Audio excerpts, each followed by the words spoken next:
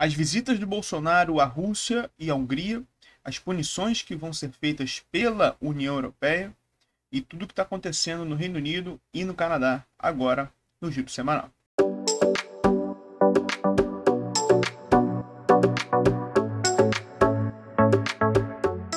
Fala galera, sextou, sexta-feira é dia de quê? É dia de tomar cerveja também, mas é dia de Giro Semanal. Giro Semanal tá no ar, trazendo as principais notícias aí da semana, do mundo todo. Agora olha só, lá vai ele falar de novo de Ucrânia. Ai meu Deus, ai não tem criatividade, traz toda semana a mesma coisa. Não é assim, não é assim, tá? Agora, realmente, toda semana eu tô falando de Ucrânia, toda semana. Toda semana eu tô falando de Rússia, toda semana. Por quê? Porque toda semana tem notícia, o que eu posso fazer? Manda os caras lá resolver, manda os caras. Paz não tem. Paz não tem. Senão também vinha falar sobre a paz. Fazer paz. Só que infelizmente não é assim que tá funcionando. Então, pau tá quebrando. Agora, começou a semana de um jeito. Tivemos aí a notícia logo no início da semana falando assim: não, a Rússia está retirando as tropas. E a galera, pô, caraca, maneiro. Até o dólar baixou no Brasil por conta disso. O que isso tem a ver? O dólar ele é baseado em expectativas. Você tem uma expectativa. Né? A economia é baseada em expectativas, tá? Não só o dólar. Tem uma expectativa de que as coisas vão ficar legais e paz, e não tem problema na Ucrânia. Opa, economia boa. Economia legal. O dólar também mexe. Agora, expectativas que não foram muito aí, né, confirmadas. Por quê? Primeiro porque rolou ataque. Ataque ali, né, que ficou meio que um disse-me-disse, não sei o que está acontecendo aqui, ó, na região de Luhansk e Donetsk. Já falamos delas, né? Já falamos dessas duas regiões aqui que foram, né, sofreram ataques ali em 2014 e que hoje tem um poder muito forte de separatistas russos, né, grupos separatistas, né, mais ligados à Rússia, mas não completamente ligados à Rússia, e que estão ali nessas duas regiões. Então, tiveram ali problemas. Por quê? Porque a Rússia está falando que foi a Ucrânia está falando que foram separatistas russos. E, querendo ou não, existe a possibilidade de um dos dois lados usar isso como desculpa por um possível conflito. Para a Rússia chegar e falar assim, ó, não, a gente vai invadir porque a Ucrânia atacou Luhansk e Donetsk, nossos separatistas, a gente vai invadir. Isso pode acontecer. Então, sim, é uma situação tensa. Além disso, olha que loucura. Olha que loucura. O Kremlin está negando envolvimento russo. Em quê? Em ataques cibernéticos. Caiu. Caiu o site. Teve ataque hacker, tá legal? Ao Ministério da Defesa, das Forças Armadas e 2 bancos ucranianos. Ficaram fora do ar. Caiu o site. Por quê? Por conta de ataque cibernético. Aí a Rússia virou e falou assim, não sou eu. Não sou eu nunca fiz isso, não é característica, né? Não faço. Não faz? Não faz, Rússia. É a tua cara essa porra, é tua cara isso daí. Então, pô, complica. Complica de acreditar, né? De olhar e falar assim, pô, não foi, não foi. Então a situação volta a ter uma tensão, né? E a gente tá aí, né, nessas complicações. Agora, parece que para 2 caras aí nada tá acontecendo. Parece que tem 2 cidadãos aí que tava assim, não, tá tranquilo. São esses 2 aqui, ó. Deixa eu até sair da frente. São esses 2 aí. Aconteceu o encontro que eu falei que não era bom. Eu avisei que isso aí era só jogo político, tanto de um lado quanto do outro. Tá? Por que jogo político? Só para vocês terem uma ideia, deixa eu explicar uma coisa. Quando vai ter uma reunião, né, quando se anuncia que vai ter uma visita de um presidente a outro país, cara, quando acontece esse anúncio, os bastidores, galera da economia, galera de relações internacionais, ministros e tal, essa galera começa a se movimentar, um lado conversando com o outro. Por quê? Porque você aproveita uma visita dessa para assinar um monte de acordo. O que o Brasil tem em relação com a Rússia que pode ter aí? Pô, a gente pode assinar acordo em relação à troca de tecnologias. Troca de tecnologias quer dizer, a Rússia manda, porque o Brasil está com dificuldade de mandar tecnologia. Então, você tem um acordo para desenvolvimento de tecnologia. Outra coisa que pode acontecer é acordos econômicos. Só para vocês terem uma ideia, no caso, a Rússia, que é um grande produtor de petróleo, né, ela produz também, é um grande produtor também de fertilizantes. E insumos agrícolas, fertilizantes, eles são derivados do petróleo. Então, é uma coisa, por exemplo, que interessa muito ao Brasil e que a Rússia a gente poderia ter feito um acordo legal sobre isso. Então, tem muita coisa, né? Só para dar 2 exemplos, muita coisa que poderia ter sido feita nesse encontro. O que foi feito nesse encontro? Nada. Olha, nada. Eu estaria sendo muito assim, seria pesado da minha parte. Mas foi quase nada. Como assim quase nada? O acordo que foi feito, que foi assinado, um acordo que poderia ser assinado por qualquer pessoa, obviamente dentro do governo dos dois. Não precisava da visita presidencial para isso. Tá legal? Foi um acordo onde você se comprometia, né, os dois lados se comprometem a trazer como é que eu posso dizer? Tornar homogênea a nomenclatura de documentos, né, secretos. Como assim? Então, se vai ser uma questão militar, por exemplo, um documento sobre aparatos militares, e aí você coloca, não, esse aqui é secreto, esse é ultra secreto, esse aqui, pô, só Deus pode ver. Você tem essa nomenclatura, se você coloca ela igualada, você facilita o acesso de documentos entre as duas partes. Foi isso que foi assinado. Tu vai visitar a Rússia numa situação de crise internacional. Ao visitar, você se queima internacionalmente. Os Estados Unidos não gostou desse negócio. A União Europeia não gostou desse negócio. Tá legal?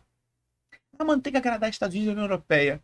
Meu amigo, se você não vai agradar os seus principais parceiros comerciais, tu vai agradar quem? Não é legal, né?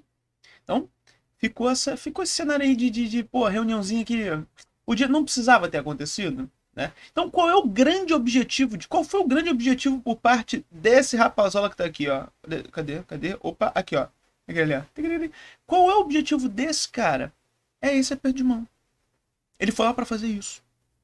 Para dar esse aperto de mão. Então o objetivo foi cumprido. Por quê? Porque com esse aperto de mão, Bolsonaro passa uma visão, principalmente para o seu eleitorado mais firme aqui dentro do Brasil, de que ele está, né, conseguindo sair desse isolacionismo político que o Brasil está, que consegue, pô, dialogar, que ele é um cara, né, que consegue fazer as coisas ali e tal. Ah, tudo bem que é com a Rússia, que seus principais parceiros são China, Venezuela, Cuba. O Bolsonaro não tem nada contra a Venezuela, China e Cuba, pelo que eu saiba. E que legal, né?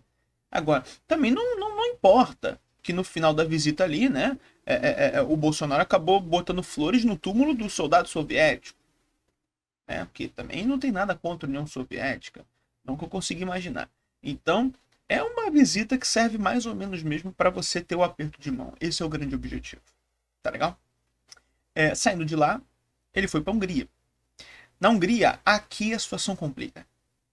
Tá? Até porque a gente vai falar da Hungria já um pouquinho mais sobre um problema que está tendo na Hungria com a União Europeia.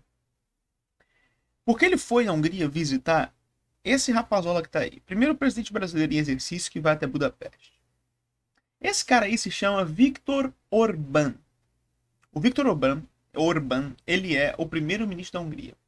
Assim, ele é um cara que é acusado de práticas de xenofobia. Ele é um cara acusado de ter discursos homofóbicos. Tá legal? Então, ele não é lá visto como o cara mais democrático do mundo, né? Como o cara que respeita o Estado de Direito, né? O que mais respeita no mundo. Então, tudo bem. Só que a visita a ele, ela foi mais produtiva na questão econômica. O Brasil vendeu 2 aviões, né? Criou ali mais alguns amarrados ali em relação à economia. Então, essa visita, no caso, ela é mais produtiva do que a visita anterior. Tá legal? E também serve, no caso, né, para a questão política da mesma forma. Uma coisa interessante de você analisar é que Viktor Orbán também está em eleição, tá legal? Está em campanha para eleição. Ele deve se reeleger, tá legal? Só que com um pouco mais de dificuldade do que aconteceu da última vez, porque ele vem sendo criticado, um pouquinho ali, um pouquinho aqui, mas ele deve se reeleger, tá? Então, foram 2 visitas que o presidente Bolsonaro fez, 2 visitas, digamos assim, no mínimo, que dá pra gente repensar um pouquinho se elas poderiam ou deveriam ter acontecido, né? Principalmente pela questão ideológica. Você se aliar ideologicamente a Viktor Orbán não coloca uma visão boa para o Brasil. Por quê? Porque a União Europeia, que na minha opinião é um pouco mais interessante do Brasil se aliar do que a Hungria, por exemplo, ia ter uma visita à Polônia, que essa visita não aconteceu. A União Europeia, inclusive, acabou de aprovar um mecanismo para punir a Polônia e a Hungria. Como assim punir a Polônia e a Hungria? A situação é a seguinte: existe uma regra dentro da União Europeia, e essa regra você pode concordar ou não, mas o país que faz parte da União Europeia, ele assinou. E ele falou que concorda. Que são leis europeias, e elas, por serem leis ligadas principalmente ao Estado Democrático de Direito, ou seja, só coisa absurda, assim, né? Uma lei que só trata de coisa absurda. Tipo assim, você não pode ser ditador. Ah, que absurdo. Você não pode ser homofóbico. Ah, um outro absurdo. Você não pode, né, falar mal ou querer expulsar, né, seus imigrantes só porque eles são imigrantes. Então são leis assim difíceis de serem cumpridas. Esse tipo de lei, elas são acima dos estados. Elas são acima dos países. Então são leis que foram criadas, que são criadas ali dentro do bloco da União Europeia. E se você faz parte do bloco, você aceita essas leis, porque você assinou. Tá legal? E a Hungria e a Polônia estão, principalmente a Polônia, tá querendo lançar algumas leis que sejam superiores às leis da União Europeia. Ah, mas a Polônia tem direito de fazer isso. Maravilha. Todo direito. Sabe como é que você faz isso? Sai do bloco. Sai do bloco. Se você sair do bloco, as suas leis funcionam para o seu país. E só as suas leis. Até porque quando você compareceu lá, quando você cumpriu os critérios de Copenhaga para entrar na União Europeia, você assinou. Tá ligado? Quando você baixa um aplicativo, li e aceita os termos de uso, tava lá. Ah, mas eu não li os termos de uso. Você disse que leu, né? E quais foram os problemas aqui? A Polônia, ela tem algumas complicações, principalmente em relação à questão democrática de direito. Por exemplo, a Polônia é um país onde você tem muitos problemas ligados à xenofobia, à homofobia. Só que no caso da Polônia e da Hungria, duas situações que são muito parecidas nos dois, elas são problemáticas.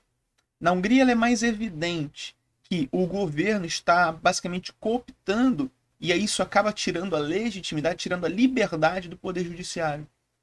Ou seja, o governo acaba manipulando o poder judiciário para defender os seus próprios interesses. A União Europeia acha isso horroroso. E qual é a punição que a União Europeia vai fazer? Ela vai simplesmente cortar, né, os benefícios econômicos que o bloco fornece para a Hungria e para a Polônia. Só que uma coisa que acho que é interessante de frisar aqui é o seguinte: no caso da Hungria, os cortes eles podem chegar a mais de 7 bilhões de euros. São 7 bilhões de euros que vão deixar de ir da União Europeia para a Hungria. Isso corresponde a 5% do PIB da Hungria. Como é que tu sobrevive com menos 5% do teu PIB? É muito difícil.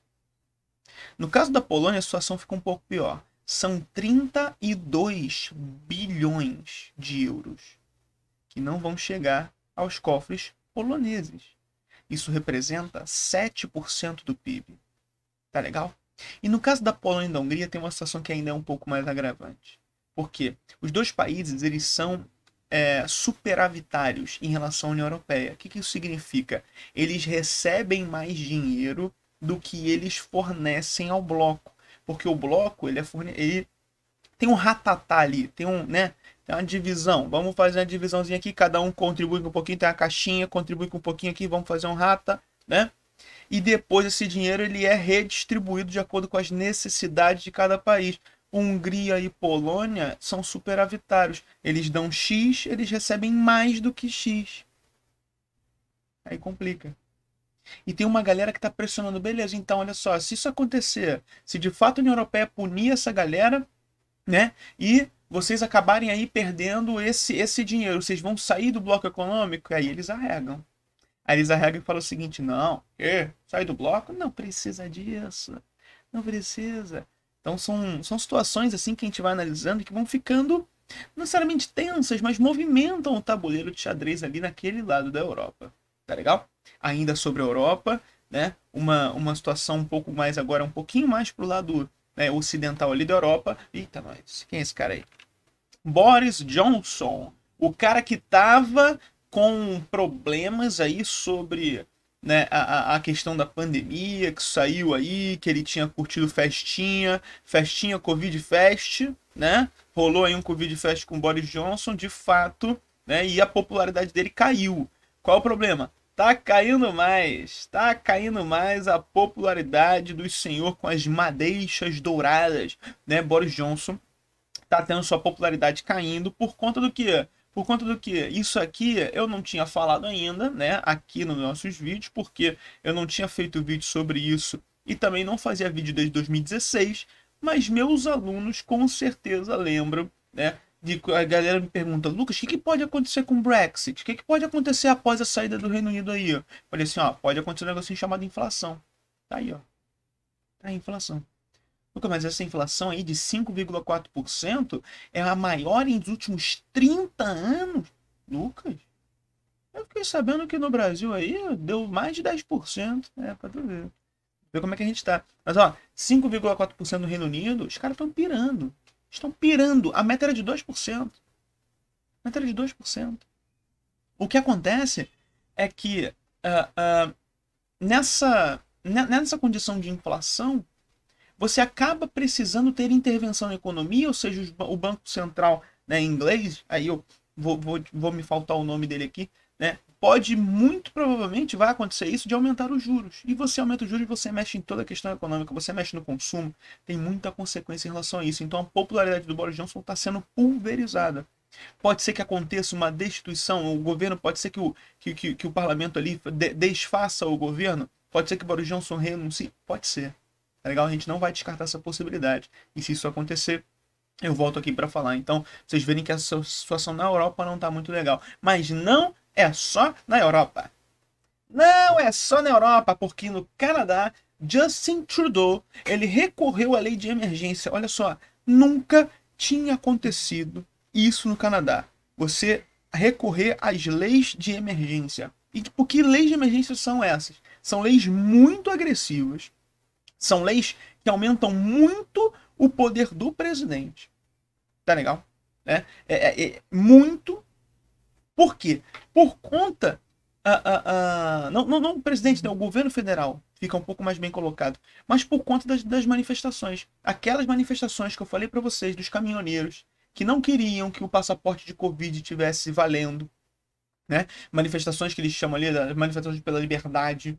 Né? Que não queriam que o passaporte de Covid ficasse valendo entre a fronteira Canadá e Estados Unidos para que você, né, tivesse uma circulação um pouco melhor. Agora, isso tá valendo, obviamente, né, o passaporte do Covid. Gente, pelo amor de Deus, toma vacina. Toma vacina. Ah, mas estão 8 doses. Open bar. Open bar. Toma aí as 8. Qual o problema? Né? Qual o problema? Ah, eu sou anti-vacina. Então aí você tem que realmente, né, sofrer isso. E consequência simples. É simples. Só que qual o problema? Essas leis, elas são realmente muito autoritárias. Elas acabam colocando um poder muito forte na mão do Trudeau. E isso está sendo criticado. Né? Pra vocês terem uma ideia, o Elon Musk chamou ele de Hitler. O Elon Musk chamou ele de Hitler. Fez uma comparação. Né? Acredito eu, inclusive, que é um pouco exagerado. Um pouco não, muito exagerado. Né?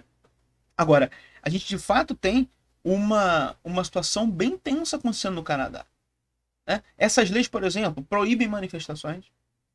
Essas leis fazem com que o governo possa fazer com que a população vá para lugar tal ou lugar tal. Tipo, mexe com o ir e vir das pessoas, mexe com a questão de recursos e mexe com a proibição de fato de manifestações. Então tem uma galera dizendo que Trudeau está virando um ditador no Canadá. Então é uma visão, é um ponto de vista. Você não pode fazer tal coisa, pode fazer tal coisa, o governo manda nisso, manda naquilo. Né? Agora ele está dizendo que é uma lei emergencial. Se vale ou se não vale, aí vocês vão ter que ficar ligados aqui. Né? Porque de repente sai um vídeo aí de aprofundamento, de repente sai mais notícias sobre isso. E a gente, claro, vai trazer com toda certeza, com todo o aprofundamento necessário. E claro, de uma forma um pouco mais leve, um pouco mais suave. Tá legal? Então fica aqui né, o meu agradecimento para quem assistiu aqui até agora. E se você gostou do vídeo, se inscreve no canal, né? Aparece aqui do lado, aqui, ó. Aqui, ó. Aparece aqui do lado. Ó, se inscreve aí porque dá trabalho editar esse negócio. Fica uma bosta, mas sou eu que faço. Então, ó, se inscreve no canal. Tá legal? Dá o seu likezinho aí. Ativa o sininho das notificações. E eu tô aprendendo a fazer esse negócio. Tá legal? E até a próxima. Tchau, tchau.